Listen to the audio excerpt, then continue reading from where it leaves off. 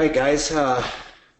Like I said, this is going to be recorded, and one thing I always mention at the beginning of all these webinars is watch it again rather quickly after this first viewing, because it will really make it sink in some of the nuances to your long-term memory. So that will help. If you wait a couple months down the road, it's going to be like relearning it again.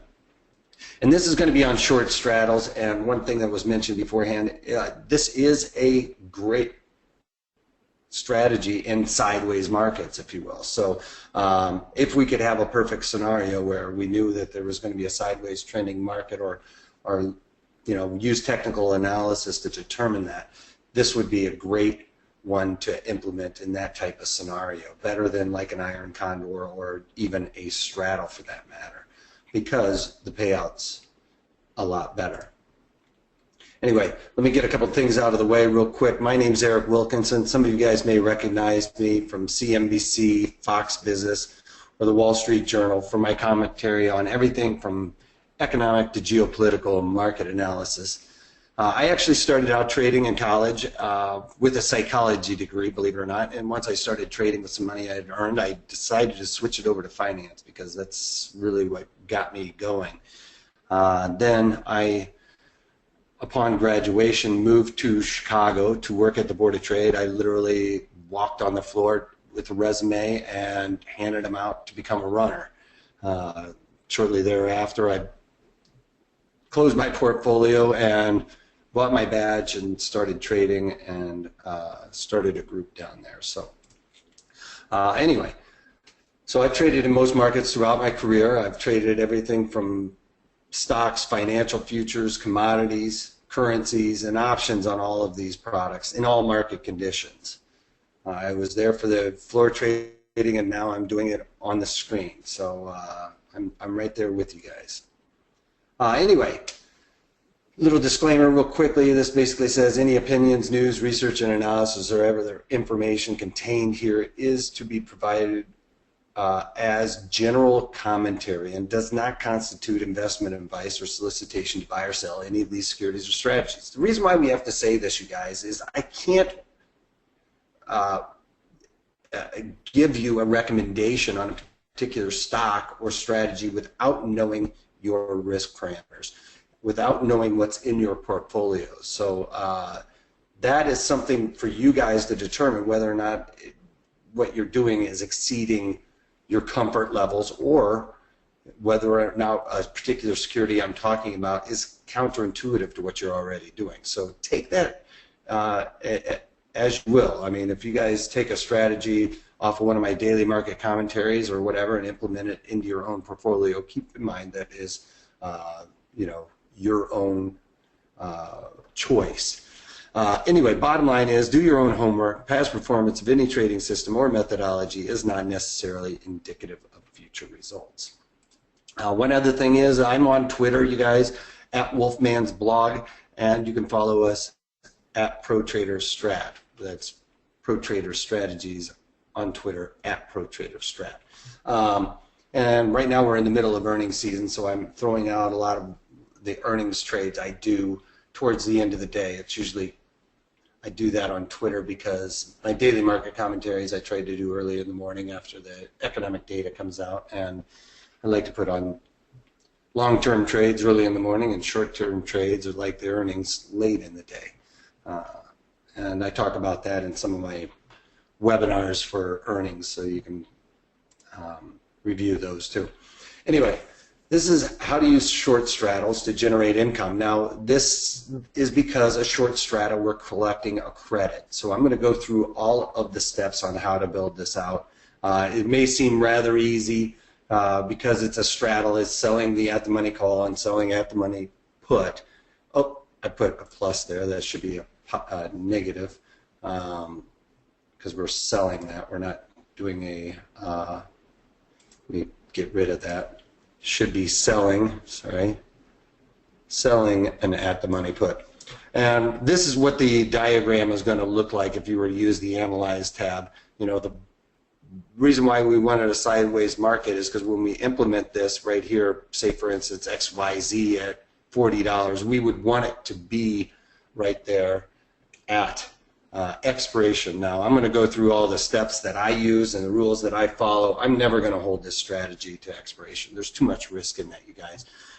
This strategy is very hard to collect. As a matter of fact, it's almost impossible to collect the entire credit for it, because one is always going to be slightly in the money. So there's always going to be some intrinsic value in those options. And if you aren't familiar with options very well, intrinsic value is what is embedded in that stock that makes it equal to the value of the underlying. So for instance, if a stock was trading $41, there would be $1 of intrinsic value even at expiration for, say, those puts. So something's always going to be slightly in the money, and therefore it's very difficult to get all of the credit for this particular strategy, and I'm going to go through all the steps for something along those lines. Anyway, so the essentials to success, and I do this in every webinar because these are the steps I go through to make sure that I'm sticking by my rules and have a process, be mechanical about everything. It takes that emotion out of trading, and when you have emotion, it has a tendency to really skew what's happening. So always stay mechanical, look at it. We're doing this to make money. We're not doing this for our egos. So stay mechanical and follow the rules. Don't step outside of those. Stick to it. And this may seem a little odd, but picking the right strikes, this is pretty important, because when you're doing a straddle, there's delta in both of these, on the calls and the puts. So we're going to try and build this so we're as close to delta neutral as we can. And if we can't get it delta neutral, then we're going to kind of look at both straddles that are closest to at the money and determine what direction we might think it have a bias to, if you will. So if you think you have more of a bias to the upside, we can build that straddle around having a bias to an upward movement. But at the end of the day, we do want it to stay right around where we sold this straddle. And picking the right duration, this is going to be important because we're selling a straddle, which means we're collecting premium, and we're collecting a premium which is the extrinsic value of this particular strategy, and that is what decays. That's the time decay that's built into that, and we want that to decay as quickly as possible. So we don't want to pick something that is really far out of the way. We want to pick something that is really close to this theta decay slope. And Bobby's asking, is there a way to do this straddle in an IRA? Yeah, I'll show you guys exactly how you can do this in an IRA to make it IRA appropriate. And keep in mind, though, we're just going to be skirting the rules with the IRAs by creating a defined risk strategy, but at the end of the day, you aren't really going to be decreasing your risk. It's going to perform like a straddle with an IRA appropriate loophole, if you will. All right, so in picking the right environment, we want something that has high IV, and for the that's for the underlying, say, particular stock, XYZ stock. But if it's an ETF, because that's a basket of underlyings within that ETF, you can lower your IV percent tolerance level to around 30. So anything above 30. And we're actually seeing a lot of the implied volatilities creep up, and especially some of these indices, probably due to the upcoming election. But anything above 30 for ETFs, anything above 50 for stocks is pretty much my line in the sand. Because we're in the middle of earnings season, that could be a little bit more difficult, but I have vetted a few, and I will, when we pull up the trading platform, ask you guys to throw some things out for us to look at. So we'll do that here in a little bit. And picking the right underlying. Now, this is something that I've talked about a lot also. Picking the right underlying means picking a stock that has a tight bid ask.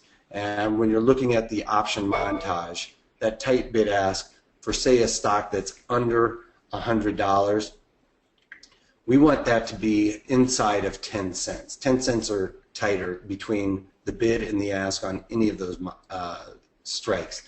One of the very few ones that you'll see me trade, especially during when I'm talking about in the daily market commentaries and talking about trading, is GDXJ. It has a tendency to show a little bit wider bid ask, but if you just better that bid or offer in there by a couple of pennies, you have a pretty good chance of getting filled. It's one of those few that it seems like there's a lot of traders that are in the weeds, and that's what we used to call it on the floor, was when you'd get a wide bid ask, you pretty much knew that if you just bettered it by a tick, there was somebody just waiting in the weeds to scoop that. They weren't willing to give up that extra tick for it, but they were kind of lying and waiting in the weeds, and that seems to be what the goes on in GDXJ. So it seems like sometimes those bid asks are 15, 20 cents wide, but you just better the offer by a nickel, and it seems like you have a pretty good chance of getting filled. So that's one of the very few ones that I will bend that rule for. Another thing is people have asked me, what about ones that are really big stocks, you know, the big price lines and Chipotle and stuff like that? Well, think of it as if it's like, say, a $200 stock or a $400 stock, the bid ask should be, it's not really 1% of that, but it should be, for a $200 stock, like 20 cents, and for a $400 stock, just think of it as like 40 cents. So think of it like that. 10% really is $20 or $40, but in a sense, that is very along those lines. All right, so knowing your exit strategy before entering the trade. This is super important with this one, you guys, because straddles take a long time to decay because we are right there at the money. So at the end of the day, if you've watched any of my other webinars, you know, like with the condors and things of that nature, I talk about taking 50% of your max profit. Well, with this one, I'm going to be taking a lot less. For one, we've collected a lot more up front, so we can still have a nice payout. And two, it takes so long that, you know, the longer we're in this trade, the less probable we are to be successful. So I've been doing this lately, and this is a great one to exit or defend. I really rarely defend the short straddle. You got to really go inverted if that so happens. But if you're 10 days in this trade and you've gotten 10% of your max profit, I'm looking to cover it. And I will almost always cover this strategy no matter what when we are at 30% of the max profit. Okay? So usually I'm looking for something less than this percentage of max profit, because the last thing I really want to do is go all the way into 45 days. The longer I'm in this trade, it's usually because it's not working out and I'm waiting for it to work out. So keep that in mind as well. The option requirement, we'll talk about that here in a little bit, the requirements for this particular strategy. It's usually like 10% of what the underlying is for the calls, and then you have to do it for the puts as well. So it's usually like 20% of what the underlying is trading for. So anyway, the max profit on this is going to be that net premium we received at the onset minus those commissions. Anytime you're selling or collecting a credit for any strategy, that is your max profit. Excuse me. Then we're going to have two max losses because we are short two of these strikes, a call and a put. So on the call side, our max loss starts happening once the underlying price is higher than the short call strike plus that original net premium we received, or to the downside, it's gone down below that short put minus the premium received. So in that one example I showed you with the $40 strike and the from kind of like an analyze aspect of it, I think they collected $2.50 for it. So once it was trading at $37.49, that's where your losses start coming into effect, because that is once you've broken the break even, which is where the underlying price is equal to that call strike plus the net premium, and the underlying price, or I should say or, because you can't have both at the same time. It can't be above the call and below the put at the same time. So it's an or, sorry. The underlying price is equal to the short put minus that net premium. So in that example, a $40 put and call with a $2.70 credit, our break even to the upside on the calls would be $42.50. Into the downside, it would be $37.50. So as soon as it goes above that break even or below that break even, that's where we start seeing our losses. And the losses, the max loss, keep in mind, are unlimited, because if this goes straight up to the moon and to infinity, it will be quote-unquote unlimited. What is the likelihood of that happening in the next 45 days? Pretty slim. All right, so I'm going to pull up the trading platform here, and this is usually where I have you guys have this be a little bit more interactive, if you will, and start throwing out some stocks that you guys want us to look at or want me to look at to vet on your side, the stocks that you really like. Now, keep in mind, we want to keep something higher than a 50 IV. ABT works. It doesn't have earnings. That's another thing with this one. We really don't want to have earnings within the cycle that we're going to be selling, and I'm probably going to be doing the Decembers here. So we don't want to have to go through that earnings, because you know, there's a lot of things that can go on, and I rarely sell a straddle on an earnings event for an earnings trade. I don't like the risk parameter on it. All right, so SPX is a good one, because I believe that their IV has gone just above 30. So SPX would be one that probably fits this. 39, so it is similar to an ETF, if you will, because it's a basket of underlyings, meaning there's several 500 underlyings within that one. And keep in mind, if you're going to be playing around with SPX, you want to have a rather large portfolio. So if you don't have a large portfolio of, say, $100,000 or more, this is probably not the right one for you. You could do SPY as well, which would be a nice nice one for this. All right, so SPX is going to give you a big premium to collect. So I usually will go like this and look at the different deltas. That's how we're going to try and get this delta neutral. So this one is a 50 delta. This one is a 48 delta, so it's 2 off. So this one's 49 and 47, so 2 off. So if we were to sell this straddle, it would be giving us a bias to the downside, because when I sell this strike, I'm selling 50 deltas, so I'm short 50 deltas, and then when I'm selling this strike, I'm getting short, 49 deltas, so it's off by 1. So then I'm getting long 49 deltas, okay? So it's just slightly biased to the downside.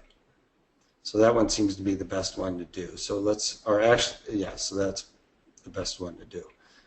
So we're going to try and sell that one, and then click on control is how I usually build it out. You can go up here and select the straddle, but I like to build them out myself.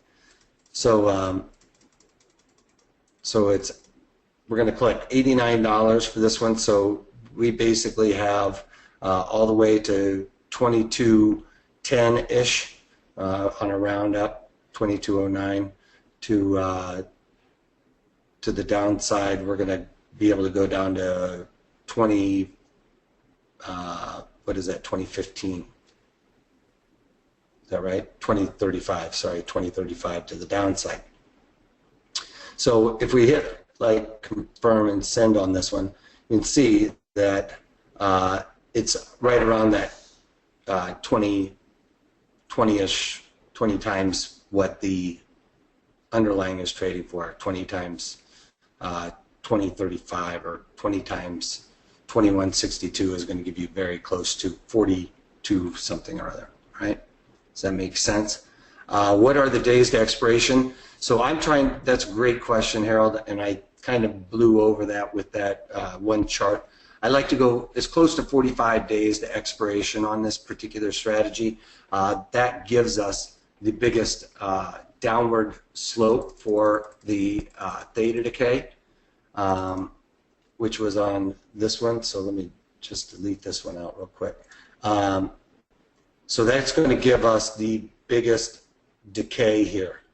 Okay, so I like to enter right around here. 35 days is perfect, really.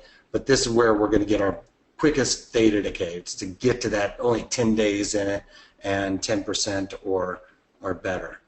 I don't like to go less than 35 days because really I don't like to go with any strategy inside of 7 days. There's a lot of gamma risk that goes on in here that starts juking around. Gamma starts increasing a lot. And I would really like to be out of this somewhere between 21 and 14 days to expiration because that's where it really steepens. Okay. Yes, it does steepen more here, but there's a lot of other risks that go on in there with gamma and everything else. So I like to stay away from that. Does that make sense? All right. So a couple other ones. SPX is for the big dogs. And GM could be a good one, 16%. So that's way too low. That might be one setup for the straddle or the long straddles, where you're looking for a big move outside of it. So anything below 50, I'm not going to, or anything definitely that's an underlying below 30, I would never touch. I would really look harder for something that has high implied volatility above 50 for this strategy. Okay.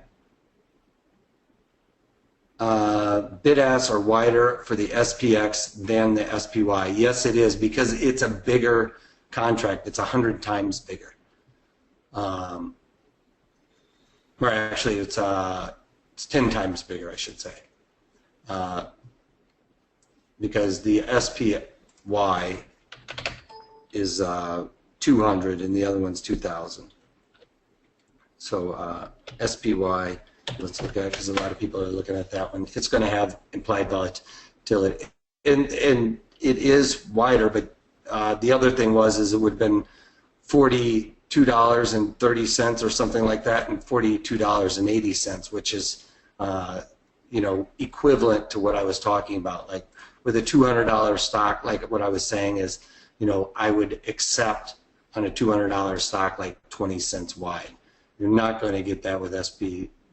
It is got a lot of volume and open interest, and that's what I was talking about, having the tight bid-ask, volume and open interest. As you can see, there was a lot of participation in here just today, and this is the open interest in there. So somebody's always in there trying to give up a little bit of edge to get in and get out, and that's what's so great about tight markets is there's always somebody willing to give up a little bit more edge to get to the front of the line, if you will. And even in SPX, there's a lot of participation in there as well that we could look at. I'm sure they had a ton of volume going on in there today, as they normally do, and as you can see, there's quite a bit of volume going on, especially right here at the money. So although it is quite a bit wider, it's, for one, there's going to be people in there giving up an edge, so I could probably go down and give up like 20 cents and sit there for a little bit and get hit on that offer in here just because there's so much going on. So keep that in mind as well, especially when you see a wide bid ask and there's a lot of participation on. That means there's a lot of people in the weeds, hiding. They don't want to. They don't want to show their hand really. So let's look at the one on SPY. And so the straddle here, we're going to look at the deltas. So the 49 delta here and 51 here. So this is a good example of whether or not you're biased to the upside or the downside. If you're biased to the upside in SPY, you'd want to sell these 213 strikes because that gives you 2.2 deltas to the upside. Yes, it's negligible, but it is a bias nonetheless. So if you are more biased to the upside, if you will, neutral but to bias to the upside, then this would be the one I would sell. If I was biased to the downside, then this is the one I'm going to be selling, because when you sell a positive, that makes that negative, right? So when a negative plus a positive makes it negative, and a negative plus a negative makes it a positive. Okay? So in that, we can look at this, selling this, because I'm biased to the downside, let's say. And you could even look at this as, adding more negative deltas. Most people are long deltas in their portfolio. This would give you more negative delta exposure. So in that, that would be the way I would set this up, because I'm more negative to the downside. You're going to collect $9.56, which means you add that $9.56 to the calls. That puts you at the break even would be 22,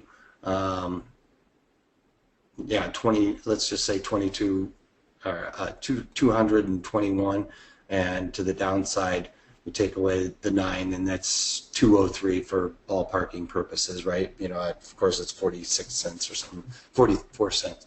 But what I want to get on to is Bobby's question with, if you wanted to make this IRA appropriate, the thing I do is, for one, I'm not going to let this go much further than my break even before I'm getting out of this strategy. The thing I usually do to make this IRA appropriate is, let's see if 5 more gives me the one, probably not. I go to the first call that I can buy for a nickel. And it's going to be pretty far out. So this is what I'm talking about. This would be the first. The 231s would be the ones I would buy for a nickel, just to get out of that IRA rule.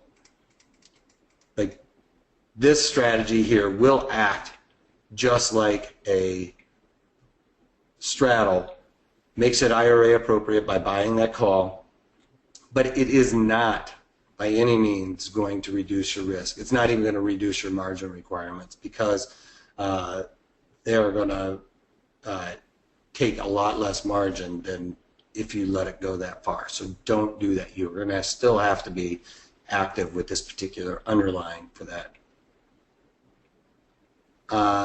Explain that again. In an IRA, you have to have a defined risk strategy on when you're selling.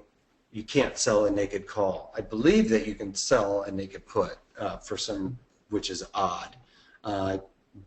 So you have to define the risk to the call side. And by doing a way out of the money, if you can sell, you can sell the put, but you can't just sell a naked call. So to find the call side, I just go way out and buy one for a nickel, and that makes it appropriate for an IRA. It does not change your risk parameters. It is still as risky as just selling a naked straddle, but it gets you around that rule, if you will. Okay, so, but keep in mind, you would never, I would hope you would never allow it to go that far before pulling the ripcord on the strategy. I would probably be looking to pull the ripcord on this strategy when it started testing my break even.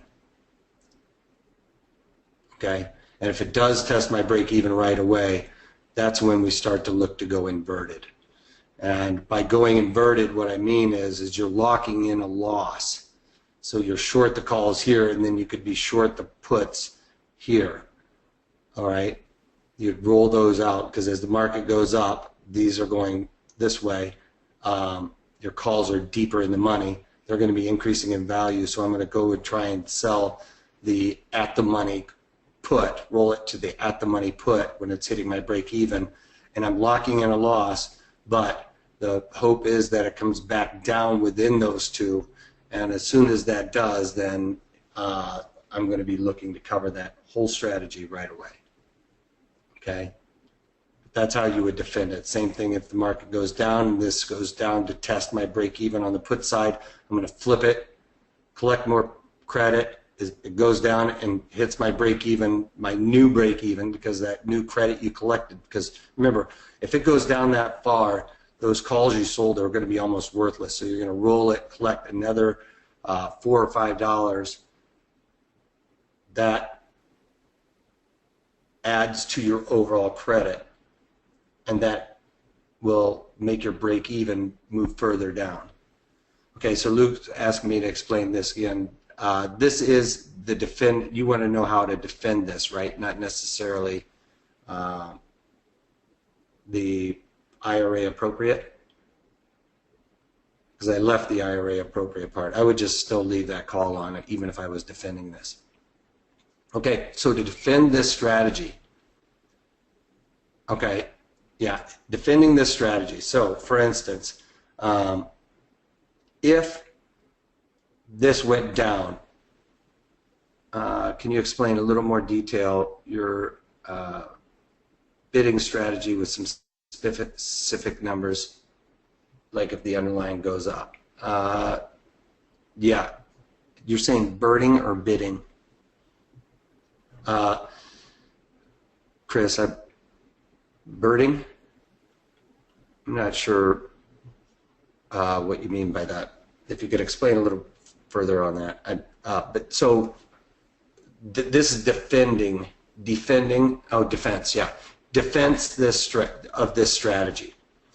So we're going to sell this straddle, and if all of a sudden the market starts moving, so my break even on this to the upside is 2211, let's say. It's right around there. It's 2211.47. So 2211, let's say. So if this market goes up right away and hits 221, 221. So if this market rallies up here, okay, it goes to 221. Most likely, these puts are going to be almost worthless at that point. So if we had moved up 9 ticks, you can almost look at 9 ticks down on this and say they're going to, you're going to have collected $3 so far. With time decay, you're probably collecting $4. They're going to be very close to not being worth that much. So if this market rallies up really quickly, I'm going to roll these puts from the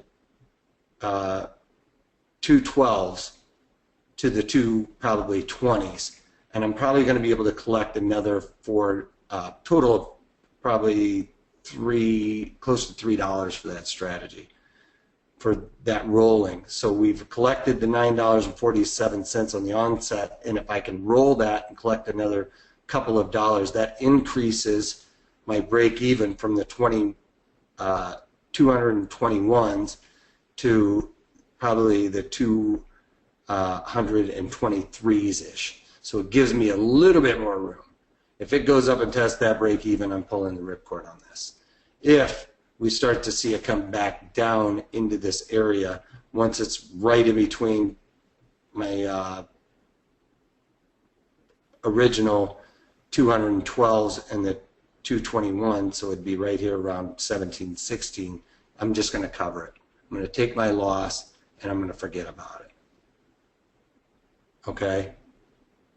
So that that's how I would defend this.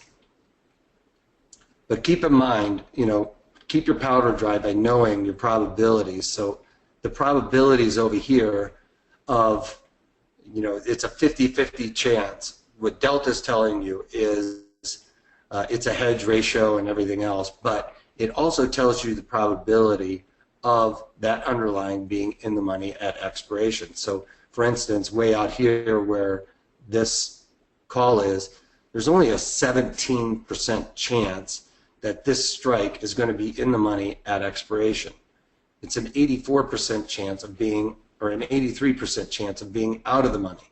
So that's where our break even is. And so if the market goes up there and tests that real quick, I usually hold off just a little bit to see what happens, because it could have just popped and it could come right back down.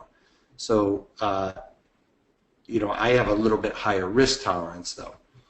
But keep that in mind that even though that's only a 17% chance at the end of the day of being in the money, there's 2 times that probability of it being tested. So that's a floor trader hack, you guys, that the delta tells you, 2 times the delta tells you, sorry, I got a dog trying to break into my office. The delta times 2 is the probability of that strike being tested.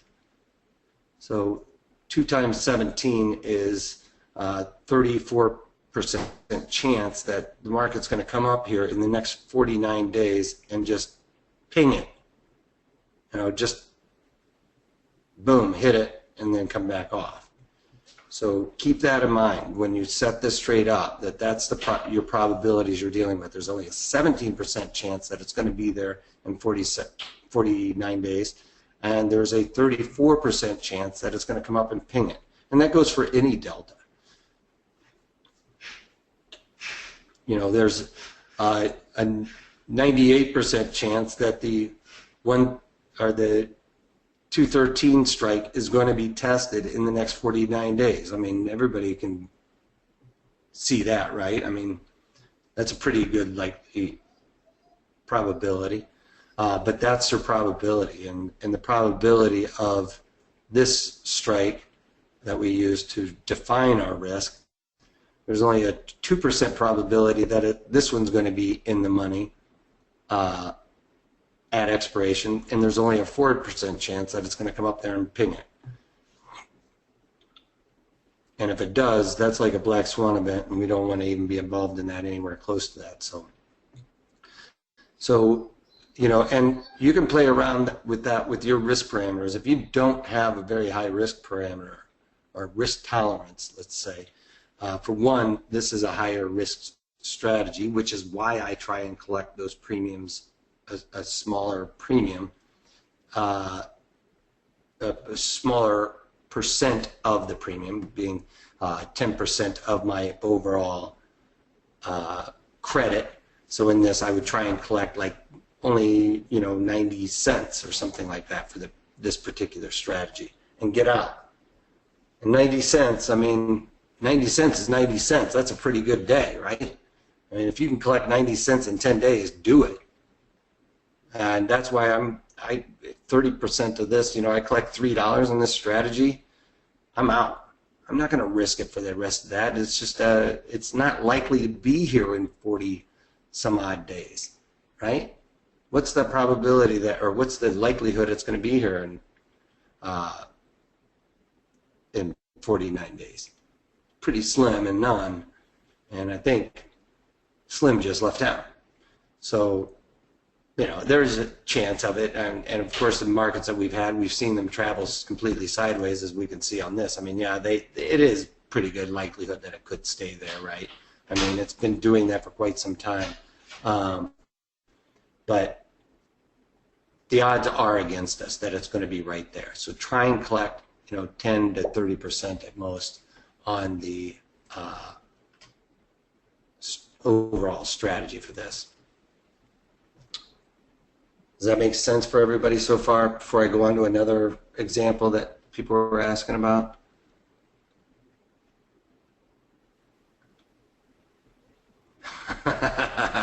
Rick's always good for a good joke. Unfortunately, I can't repeat all of them. All right, so GM was another one.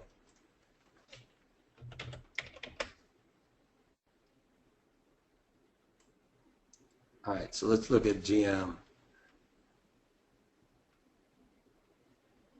All right, so let's cancel this one.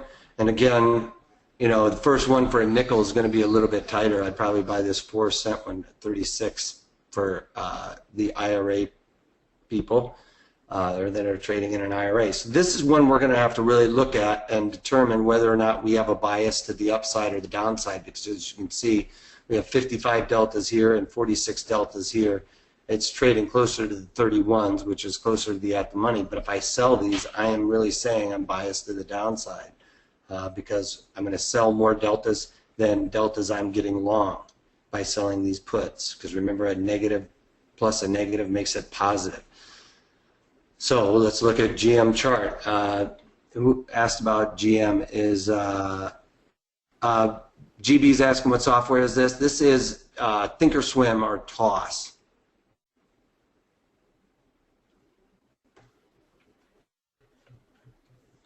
So GM is trading quite sideways. What's their? I bet their IV is pretty low. So this is also another thing to talk about. You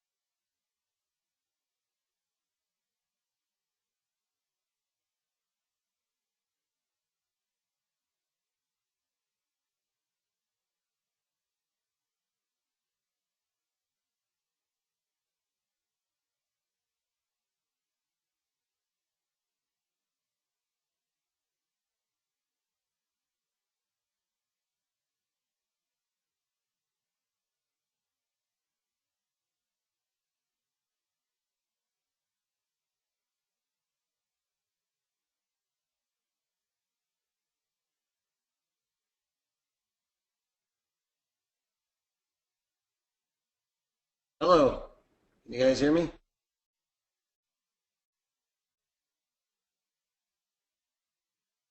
Hit me up in the questions box. All right. Sorry, guys. Thought the Cubs game was on. No, I'm kidding. All right, good enough. My computer completely froze up for a minute there, and I don't know what happened. It's taking quite a while for me to get my platform back up. All right, let's see. There we go. So you guys can see my screen there.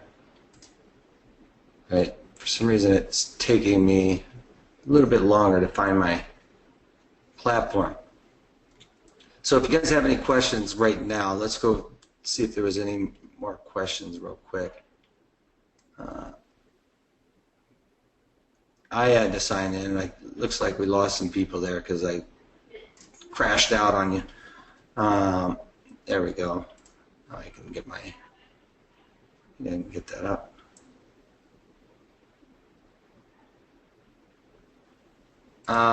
That's a good question. I don't know exactly what time the game is right now. Haven't seen me on CNBC lately. I know I'm not on the floor anymore, so it's not as easy to get on there.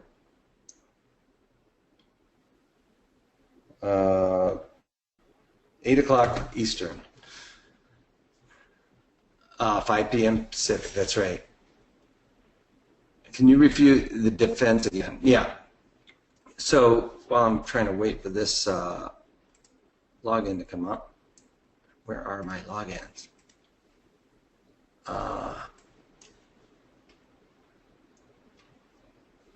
So the defense is basically, I start rolling to the at the monies.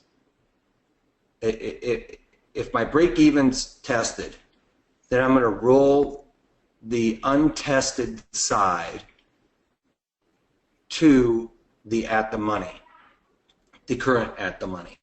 Collect some more credit. Now you are locking in a loss at that point. So keep in mind that it is going to lock in a loss, but it won't be as bad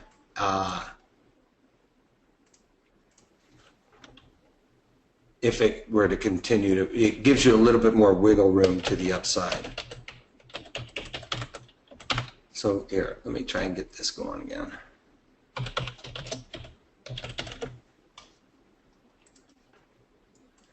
So you're locking in a loss, which is never a fun thing, but it will increase your break even a little bit further if it continues to move a little bit.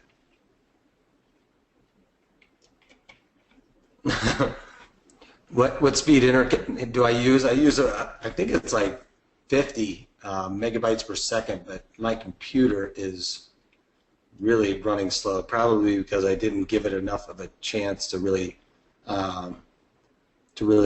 boot up. So and I was making 100 clicks per second in a panic and bogged it down. I don't know. All right, so here we go. Yeah, when I do all the taping and everything else, it has a tendency to slow it down, but I've never had it like lock up on me like that. So sorry about that, you guys.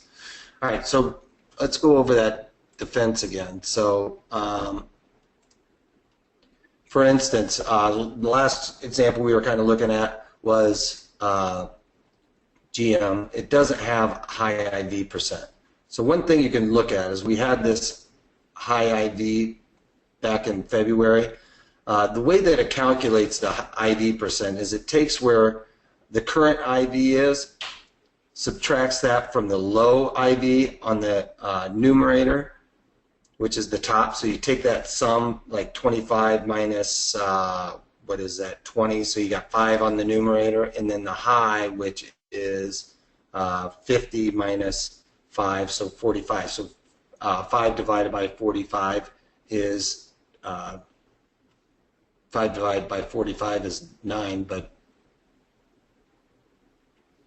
Am I doing that right? Oh, so no, actually it's 20 minus 5. So 20, that's why I'm getting the wrong one.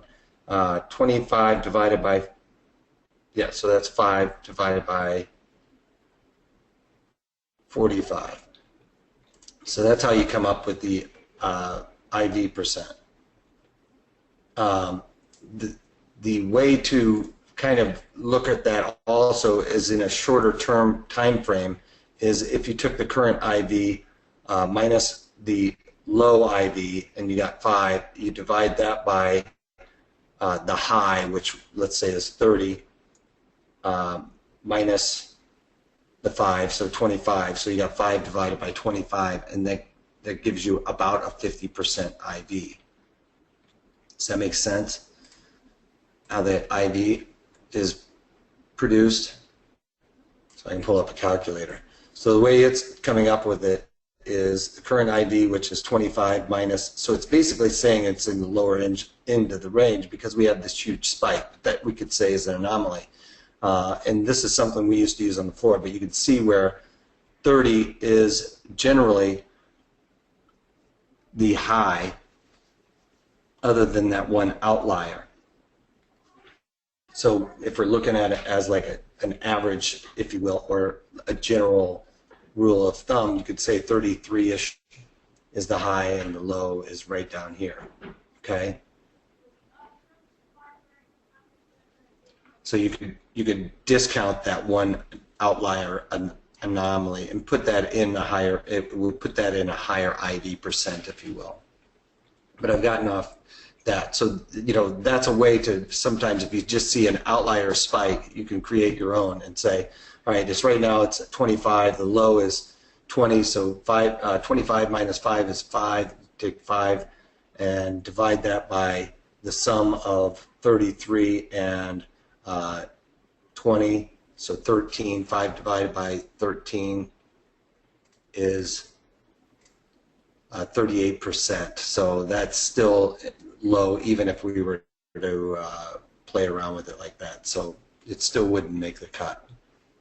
But sometimes you can look at it where you're just looking back 6 months rather than the full year, because think or swim or toss is going to give you the full-on year for that. For some reason they're coming out with the same thing I got, unless they've changed their thing to go only. Oh, yeah, current IV percent 16. Oh, it's strange. Maybe they moved it to 6 months. But anyway, so did I answer your questions on the defense again, or do you guys want me to go over that? So if we're going to be biased to the downside on this, I'll go over it one more time just to make sure.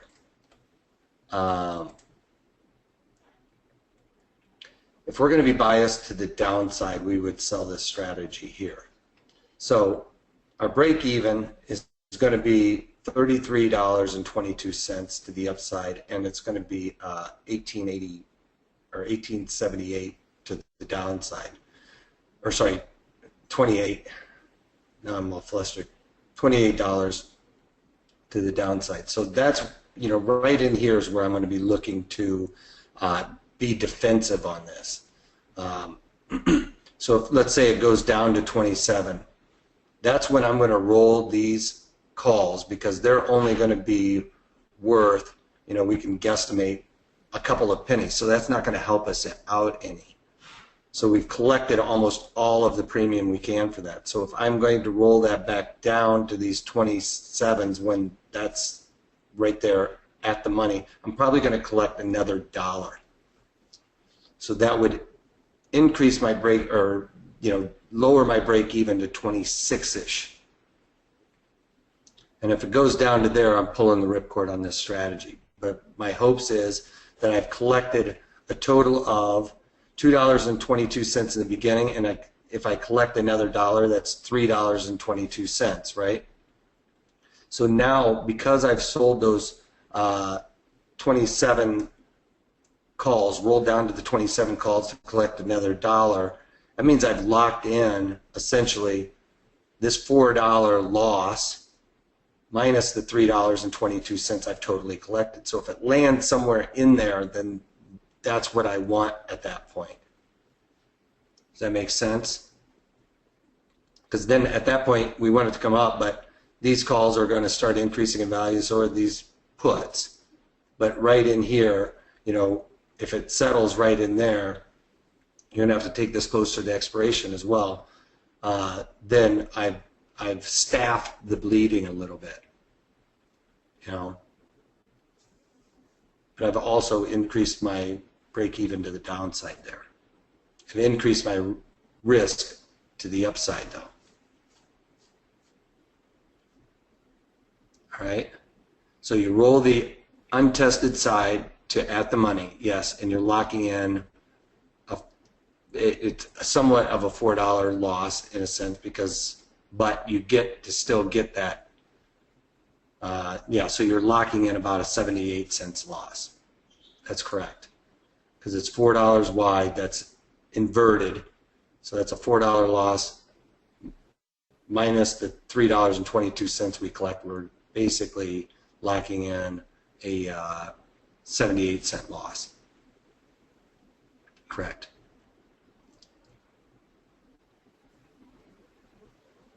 But, you know, also be wary, because if it goes down to that 27, you got a 20% chance of it hitting there and only a 10% chance of being in the money at that time. So a lot of times the markets will go down there and test you and then start migrating back. So keep that in mind when you're doing it. But GM would not fit the bill in this. So since I've kind of run out of a little bit of time here, so let's look at GDXJ. Because it has, as you can see over here, it has high implied volatility right here. It has high implied volatility, and my rule for an ETF is above 30, and this is 60, so that's really pretty high. As you can see, it's at the higher end of its range for implied volatility percent. And it's kind of dropped down in between these two fib lines. It's got a lot of volume and open interest at this area. That's where there's been a lot of participation. So we could easily see it wanting to bounce back and forth between here, between 44 and let's say 38. And I'm just getting that as a guide because I want to kind of know where this is going to put my break even for this particular strategy. 57 deltas, this is probably going to be closer to delta neutral. It's still going to put me biased slightly to the downside. If you wanted to go biased to the upside, then you would want to sell this one because that gives you the higher 53 delta. Does that make sense? But let's just do this for this sake. That's how you play around with it. That's why I was saying it's important, and you know, everybody thinks it's right here at the money straddle. Well, yes, but if you're slightly biased on one side, like you could say, well, you know, it's had a big down move and it's on this, so on this fib line, so maybe I'm slightly biased to the upside. That's where you'd want to change your deltas and go a little further out on these calls to get more bias to the upside. Does that make sense there? I'm talking about that.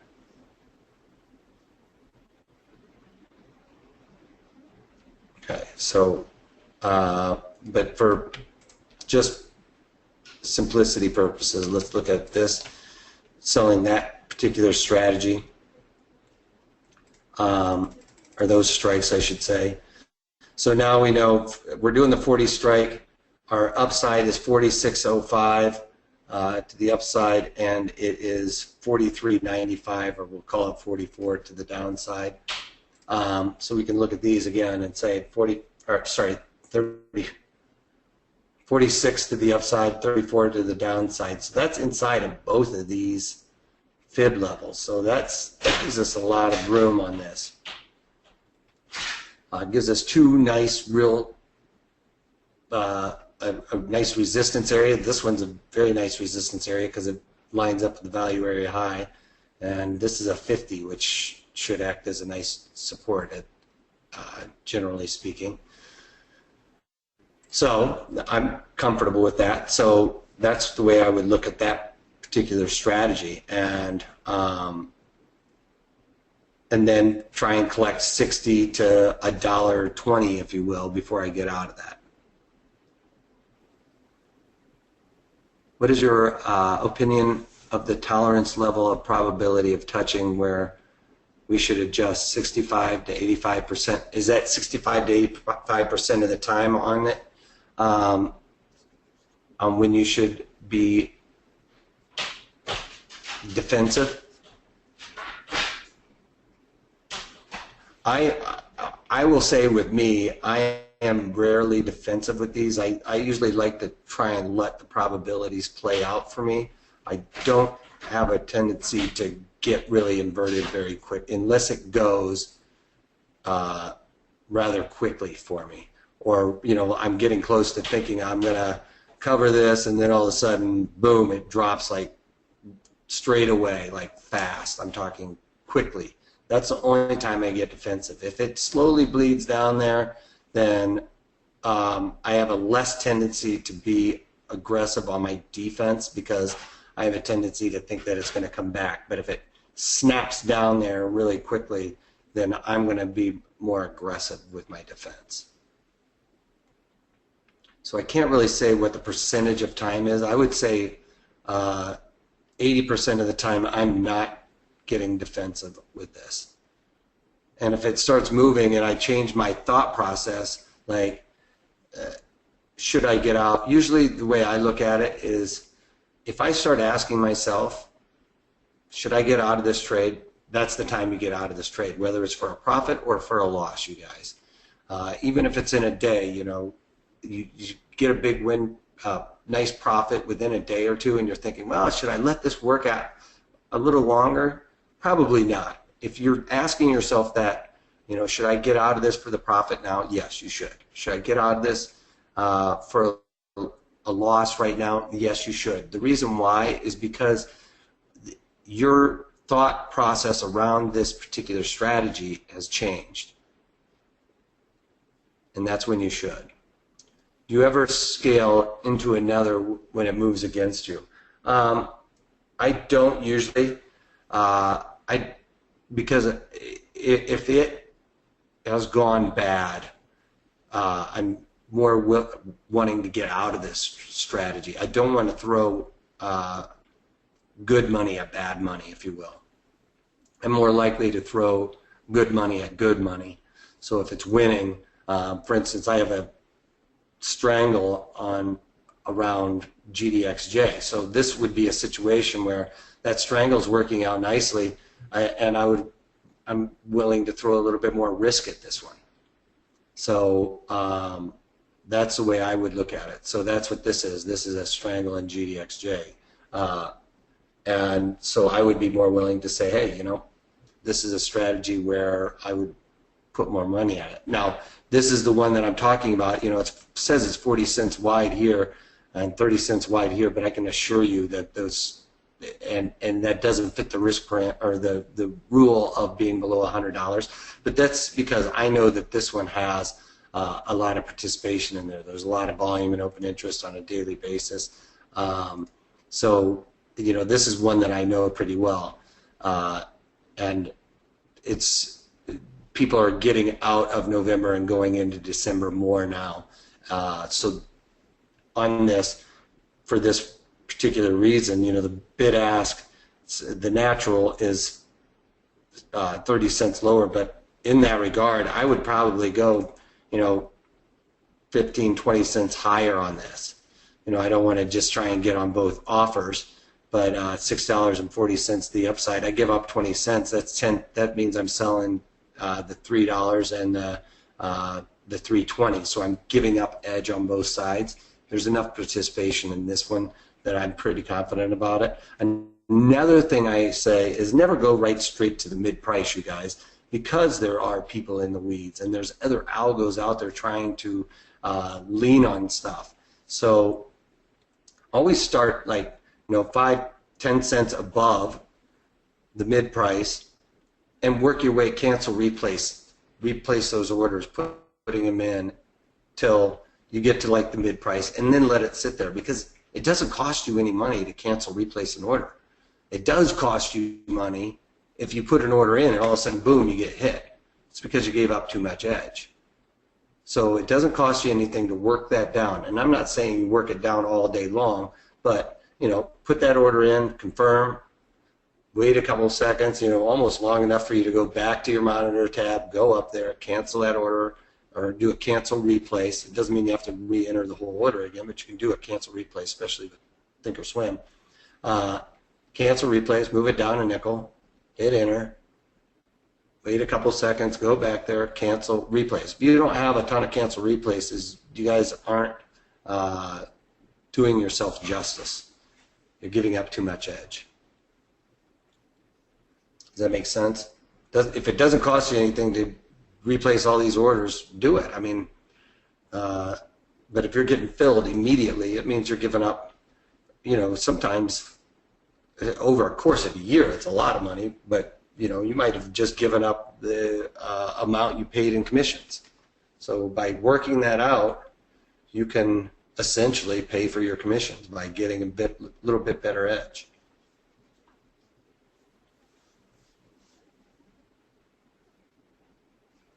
If it is working, then you would take it off and put on another, or keep it on longer. If it's working out, you know, if this worked out, like all of a sudden volatility came out of this market, in GDXJ, all of a sudden this dipped, you know, like Monday it just kind of flatlined, and all of a sudden we saw a big drop in volatility, and I had this trade on for you know, 3-4 days, and I got 60 cents out of it right away.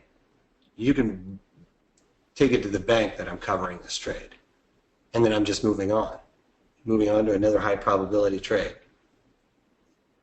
Does that make sense? And you know, Todd, go even further than that. If volatility in this was still like up in the 40s, or you know, or maybe it was still up in the 50s or something like that, but I got that big volatility, I might do another high probability trade where I threw maybe a straddle on it or something like that. Because at that point, then that money I made on the straddle, I could put a strangle on. You know, I could actually almost have it pay for my losses on a strangle in a sense, or play with it that way. When you were saying you have an upside bias, are you saying you are expecting the stock to go up? Yes. So like if you were looking at, say, for instance, GXJ here, you know, I would probably lean towards an upward bias on this because it's come down, set on support, all of those reasons. So I would have a feeling that it would maybe want to push a little bit higher. So then I would probably sell more deltas in my puts so that it would have a more positive delta. It's not going to be that much. It's only slight, but you know, that's the thought process. The longer you get into this, into trading, is to think that way. You know, you're not really thinking that GDXJ is going to be 40 at expiration. You know, you're kind of trying to weigh it and say, you know, it could be right in between here.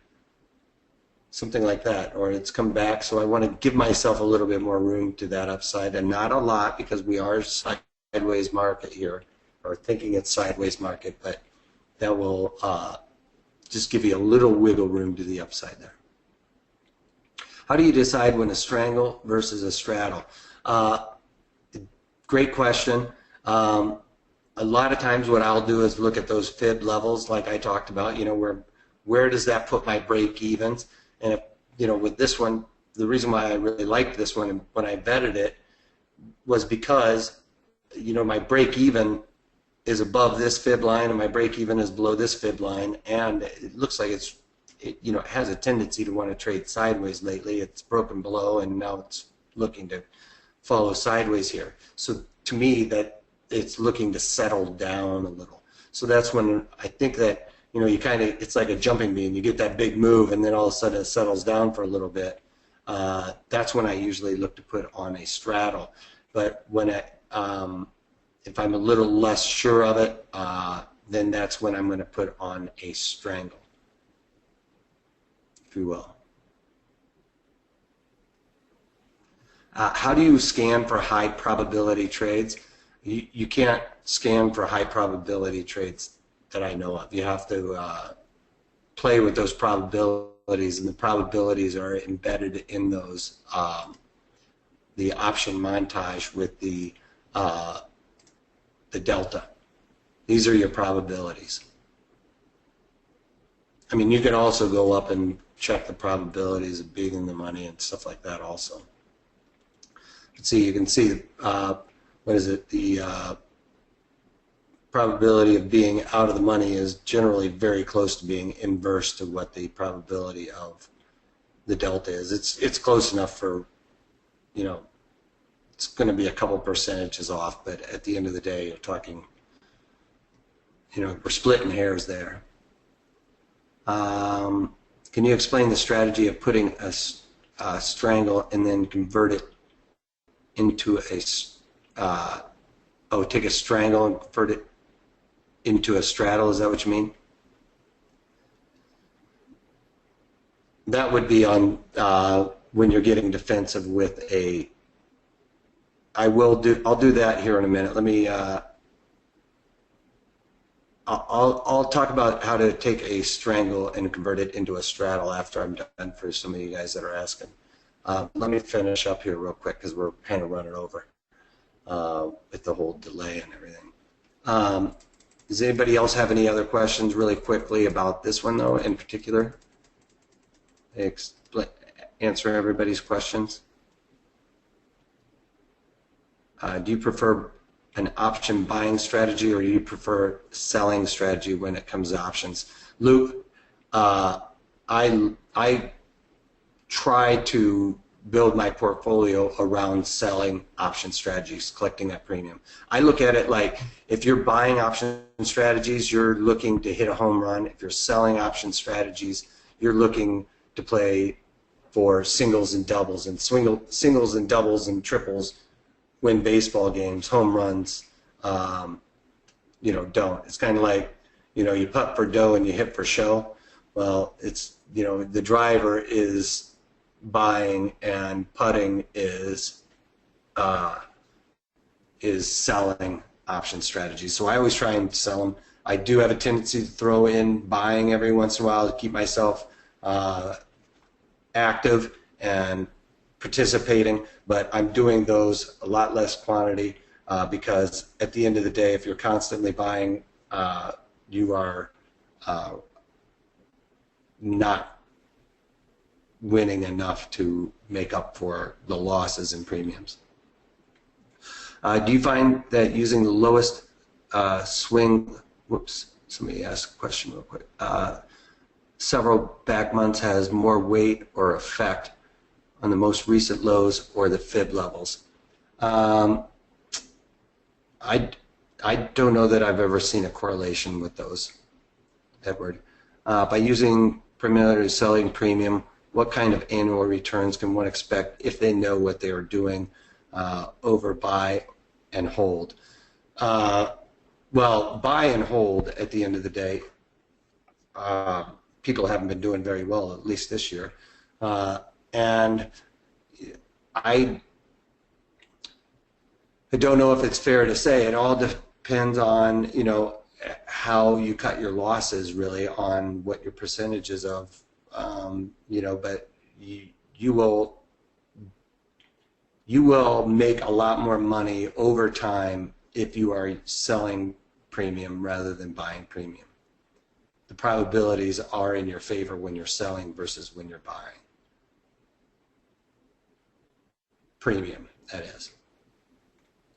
What's your recommendation for small accounts in terms of selling strategies? Luke, if you have a smaller account, I would, you know, and you know, a smaller account to one person is a smaller account to another person, but just keep your quantities low. And if you're ever like thinking, okay, it's time for me to increase my quantity from like 1 to 2 or 3 or 4, what I would suggest is when you're learning, you know, start off with like iron condors, but if you are going to if you're thinking, well, I need to go to like 5 or so iron condors because I want to make a little more premium, I would keep your quantities smaller and increase the width of your wings before I would increase my quantities.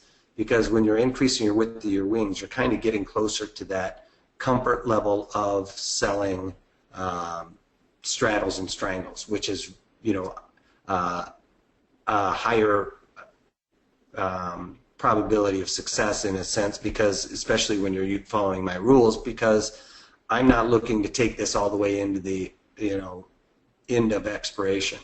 I'm looking to get my quick hit, and if you are doing an iron condor or something like that, it takes a little bit longer for that decay to happen because you've sold the strike and then you've bought one, so they're going to offset each other if the market moves at all. So that's why I like selling straddles and strangles the most, because you have a tendency to be able to get that decay rather quickly, faster than you would if it was defined risk.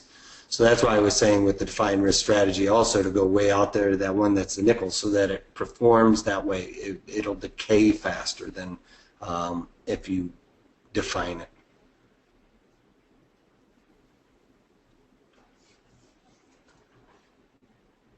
Does that make sense? All right, so hey guys, this is the premium membership trial offer for $7. You get it for a month. This gives you access to all of over 50 videos that I've done. I've done everything from the earnings trades, which are really good for right now, so you can get those, look at the earnings trade setups and stuff like that. You also get all 50 of the other videos where I've done iron condors, double diagonals, calendar spread, poor man covered put, synthetic longs, everything, because especially if you're trading with a smaller account, Luke, those buying a stock and holding that in a smaller account doesn't make sense. You can use a lot less margin by doing these synthetics, and they'll act exactly the same way. So using options is great for the newer trader, and it's less risky. I mean, if you listen to these guys like Soros and everybody else that are saying that, like, options are too risky for the investor, it's not true. Options have less risk in them than buying and holding a stock. Buying a stock is a 50-50 probability of success. It has a 50% chance of going up and a 50% chance of going down. When you're trading options and you're selling like straddles and strangles, your probabilities of success are, 70-80%. So it doesn't make sense. It blows my mind when these people talk about it. And I can tell you hundreds of stories from the floor about the talking heads saying the completely wrong thing to individual investors, even like Goldman Sachs coming out and saying people should buy calls, right before, 5 days before earnings, and then hold them till after the event. That makes no sense at all, because at the end of the day, yeah, you could buy a call and you're gonna capture some of that volatility increase, but you're gonna get just decimated after the earnings, even if you are directionally right, because the volatility comes out and it will kill you. And I talk about all of that stuff in all of these videos. So it's a great opportunity to get involved in this. Also, you get my daily market commentaries where I talk about every single trade that I do on every single day. You also get priority access to these workshops. You also get unlimited access to me, in the sense that if you guys have a strategy that's going against you, then yes, Todd, selling at the money straddle is right around 50-50. You also get access to me where if you guys have a strategy, like for instance on Monday you put on one of these straddles and it starts going against you, I can talk you through that. And if I can't do it in an email, I'm more than happy to get on the phone with you to talk you through it and teach you the right way to do this, because I want you guys to be successful. The reason why I want you guys to be successful, yeah, it's not to boast my confidence. It's actually so that you guys are more successful. You guys create tighter markets. We don't all have to have the same viewpoint or the market sentiment to make money. We can all have our different opinions, but if you guys are all successful, we bring in all those bid asks a little bit tighter because we're all willing to give up a little bit more edge. So you don't have to give up as much edge. I don't have to give up as much edge. So that's really why I want you guys to be successful. Plus, it makes the market better. It gets away from all these old guys that are running these hedge funds and you know, Vanguard and stuff like that. Take control of your own money and stop paying those dudes. So this is, if you guys want to learn how to trade like a professional trader, things that I've learned on the floor for my over 20 years on the floor, these techniques that I have in these videos are designed to produce consistent winners. You know, and you know, 20, 30% return on your investment or increasing your portfolio value over the course of a year is not unheard of, and that would probably be middle of the road, if you will. Anyway, so for $7, you guys, just to go in there and watch the earnings trade videos, you guys can make that up, and this is cheaper than even entering a one lot on any trade in the options. I mean, you guys are paying more in commissions on each individual trade, so it is an incredible deal right now. Do you alert basic calls and puts? Spreads are too complicated for me. Do I alert on those? Do I throw it out? In my daily market commentaries, I will tell you what I'm doing. But it goes back to the beginning where I talked about, you guys, I can't give you a recommendation. There's people out there that do it, and I don't agree with what they're doing because I don't think it is appropriate. I'm here to teach you guys how to do these things so that you can do it on your own. Like, don't be a lemming off the cliff with these people, you know, because a lot of these people are just pulling things out of a hat. Some of these guys are even saying the wrong time to buy calls and puts, just like I talked about that Goldman Sachs guy. I mean, they're buying calls and puts in high implied volatility environments, and those guys are going to get crushed. They can be directionally right, but when volatility comes out, it could, if you bought an out-of-the-money call and high volatility, you could have that. There's situations where you could see that call go in the money, and you still lost money from theta decay and volatility contraction. It just doesn't make sense. Eric, if time permits today, can you explain the strategy of putting a strangle and then converting it into a straddle? Yeah, I will. Here in a second. Yeah, that might be, yeah, Steve Primo's philosophy, absolutely. You know, and that's Pro Trader Strategies philosophy, you guys, and that's why I've partnered up with these guys rather than going somewhere else. You know, I mean, I've been in the markets forever, and it's just it's not fiduciary responsibility to give somebody a trade and say this is the trade you got to do. That's wrong, you guys. It's just I mean, the SEC and the and FINRA and stuff like that, if they catch those guys are going to get in a lot of trouble. That's another reason, is you're not allowed to do that. So I can't do that either, for all of those reasons, and I believe in that wholeheartedly.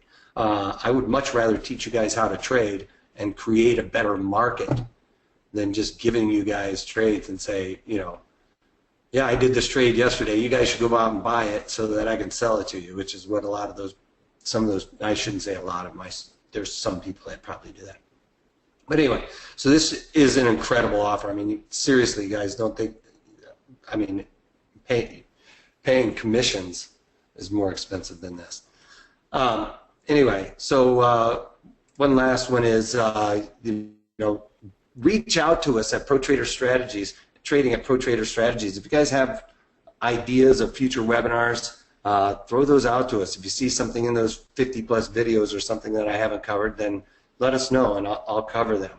If you have any questions, you can call us at 310-598-6677. Here is the link to that special offer, but the easiest way to do it is to go into that chat box and click on that right now, and it will send it to you.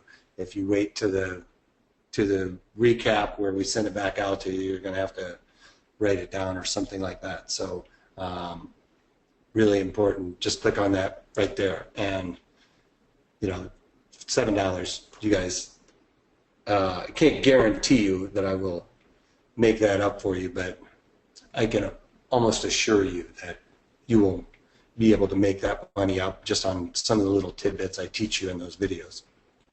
All right, so that's about all I got for you guys today. Like I said, in that chat box is that link, and if you can't take that, take it easy. All right, so now I'll answer some of those other questions. Oh,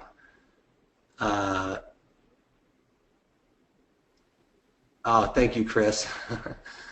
Like some of my, what is that, trailblazing missionary spirit. Thank you. Are these videos that you sell for much higher, like Volatility Crush video? There are all kinds of them out there.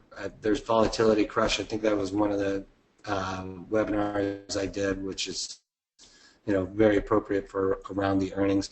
But yeah, I go through each and every one of the different kinds of option strategies out there and give you ideas as to when, you know, the best time to cover those is, like how many days and percent of max profit.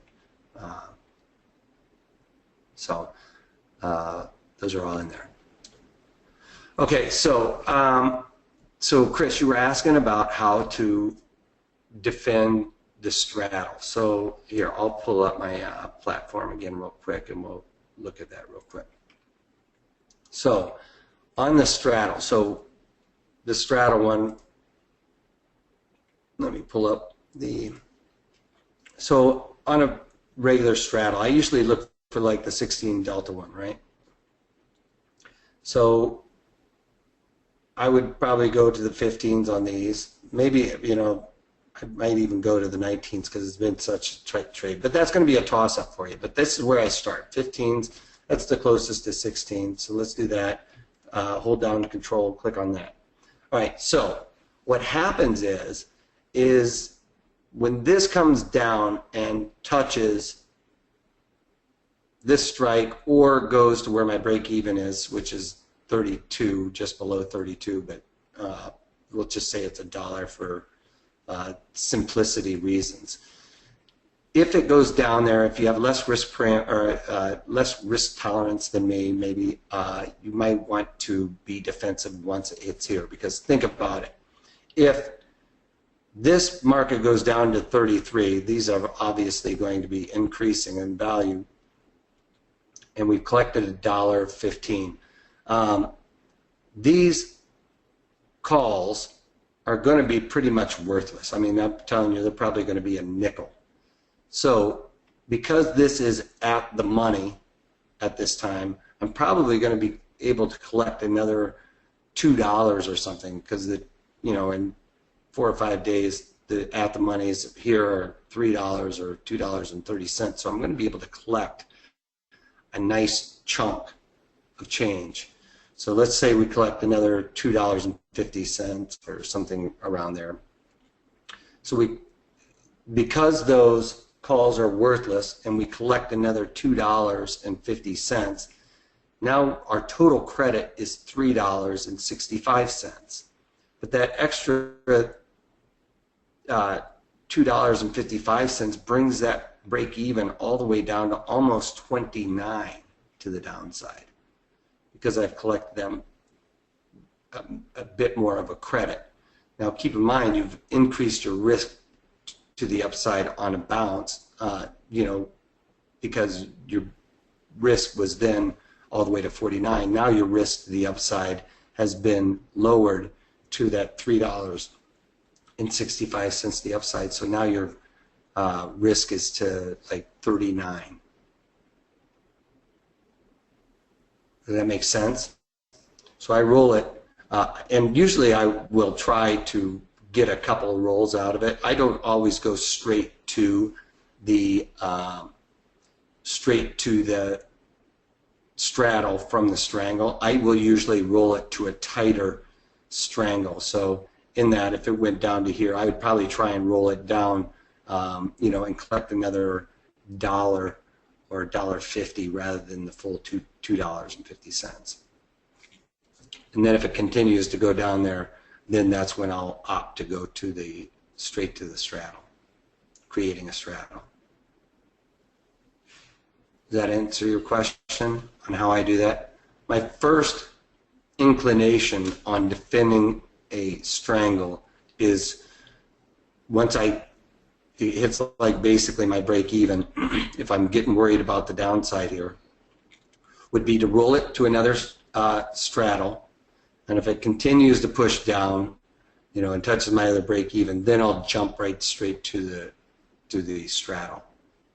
So first thing is to make it a tighter strangle and then go to the straddle.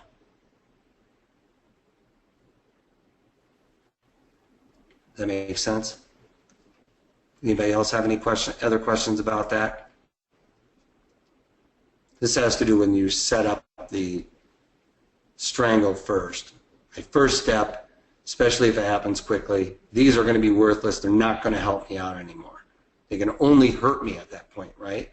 Because they're a nickel.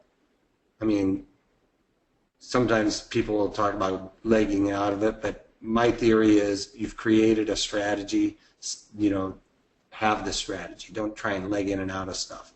Because just by buying that out, all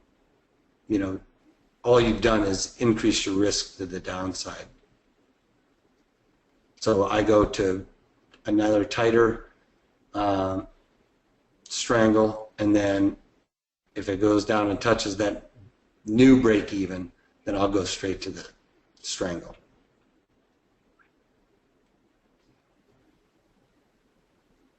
And then usually if it's gone down there and I'm at that point of the strangle, the straddle, after I've gone from the strangle to a tighter strangle to the straddle, then as soon as that market comes back up there and hits 33, I'm going to be watching. As soon as it goes 33.00, I'm probably covering it. Boom, I'm out.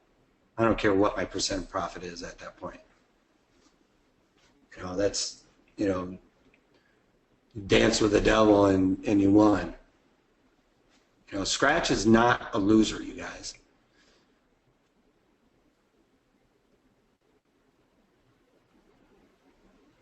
All right, if anybody else doesn't have any more questions, I've kept you guys on an extra hour or so because of our difficulties, but have a great weekend. Go Cubbies, and I'll see you guys all next week. Take care.